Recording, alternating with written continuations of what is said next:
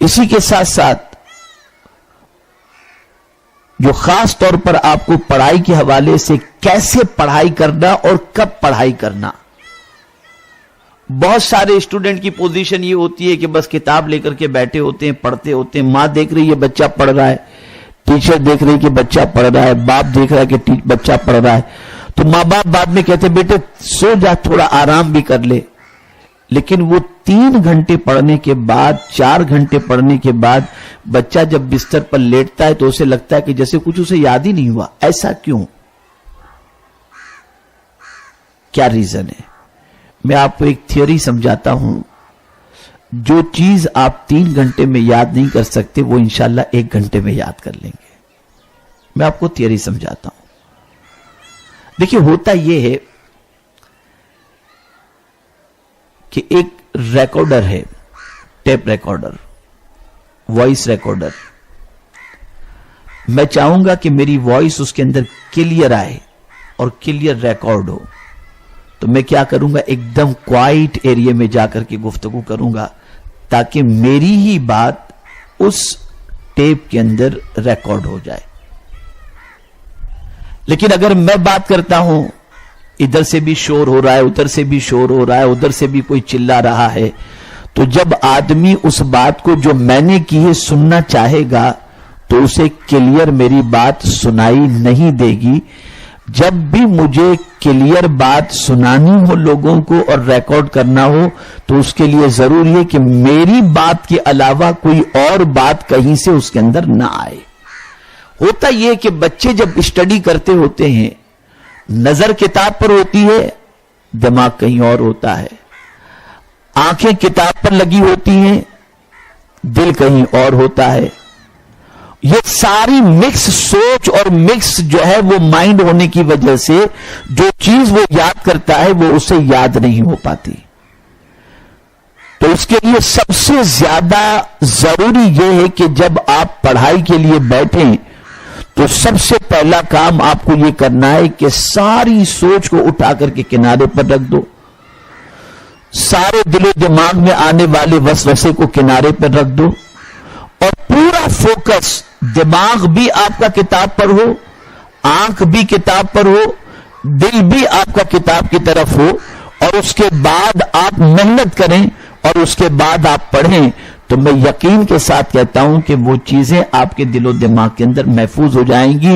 اور ایک دل و دماغ کے اندر سبق کو, لیسن کو محفوظ کرنے کا آسان سا طریقہ یہ ہے کہ آپ لاؤڈلی اس سبجیکٹ کو پڑھیں, لیسن کو پڑھیں.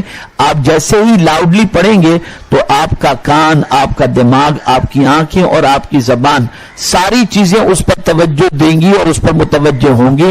نتیجہ یہ ہوگا کہ وہ چیز آپ کے دل و دماغ کے اندر محفوظ ہو جائے گی. یہ ایک ٹیکنیک ہے. میں اس کا تجربہ ہمارے دارالعلوم سے آپ کے سامنے پیش کروں کہ ایک ننھا سا بچہ جو 7 سال کا ہوتا ہے, اور آپ میں سے بھی بہت سارے بچے ایسے ہیں جو قرآن مقدس کو حفظ کرنا چاہتے ہیں, تو آپ ذرا سوچیں کیسے حفظ کرتے ہیں. وہ آہستہ پڑھ کر حفظ کرتے ہیں؟ نہیں, وہ زور سے پڑھتے ہیں, اور زور سے پڑھنے کی وجہ سے وہ آیتیں ان کے دل و دماغ کے اندر فٹ ہو جاتی ہیں. دوسرا طریقہ اسے یاد رکھنے کا کیا ہے کہ وہ کیسے اسے یاد رکھیں.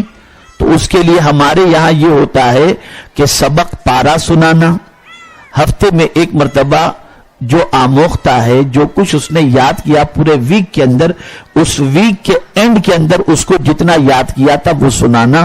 نتیجہ یہ ہوتا ہے کہ الحمدللہ 8, 9, 10 سال کا بچہ پورا قرآن مقدس حفظ کر لیتا ہے. اسی ٹیکنیک کو آپ کو اس ایجوکیشن کے اندر استعمال کرنی ہے کہ آپ کو یہ بات کا خیال رکھنا ہے, زور سے پڑھنا ہے اس طریقے سے کہ آپ کے کان تک جو سبجیکٹ آپ پڑھ رہے ہیں اس کی آواز پہنچے. اور اسی کے ساتھ ساتھ دوسری ٹیکنیک آپ کو یہ استعمال کرنی ہے کہ آپ کو جو کچھ آپ نے یاد کیا اس کو ریوائز کرنا ہے, اور ہفتے میں 1 مرتبہ جتنا سب کچھ آپ نے پڑھا تھا سب کو ریوائز کر لیں. کسی ایک سبجیکٹ کو, کسی ایک کویشچن کو اگر آپ ہفتے میں 3 مرتبہ اگر پڑھیں گے تو وہ چیز آپ کے دل و دماغ کے اندر محفوظ ہو جائے گی. یہ بہت زیادہ ضروری ہے. ہمارے بچے اس سے غفلت برتتے ہیں. ایک اور ٹیکنیک ہے،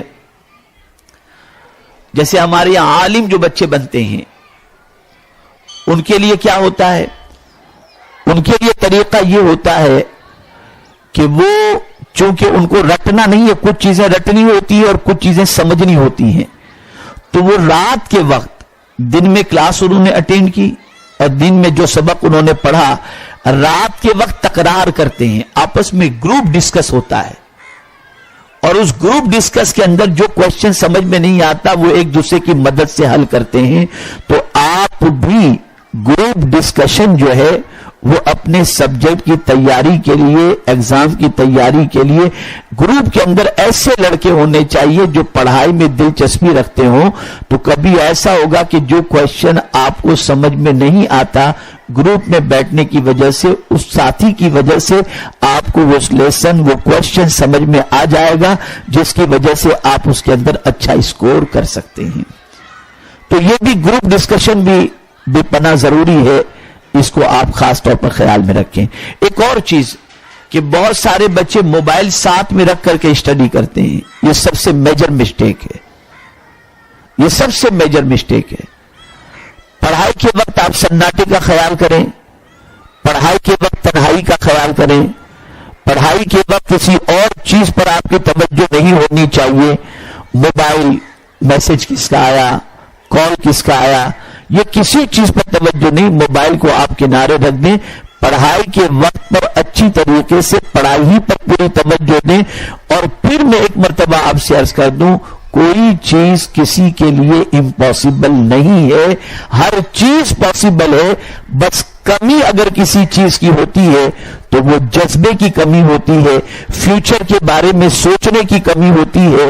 جب یہ چیزوں کی کمی ہو اور کوئی ٹارگٹ آدمی فکس نہیں کرتا، جب یہ چیزوں کی کمی ہوتی ہے تو طالب علم جو ہے، اسٹوڈنٹ جو ہے، وہ نہ اسکور کر پاتا ہے اور نہ کامیابی حاصل کر پاتا ہے.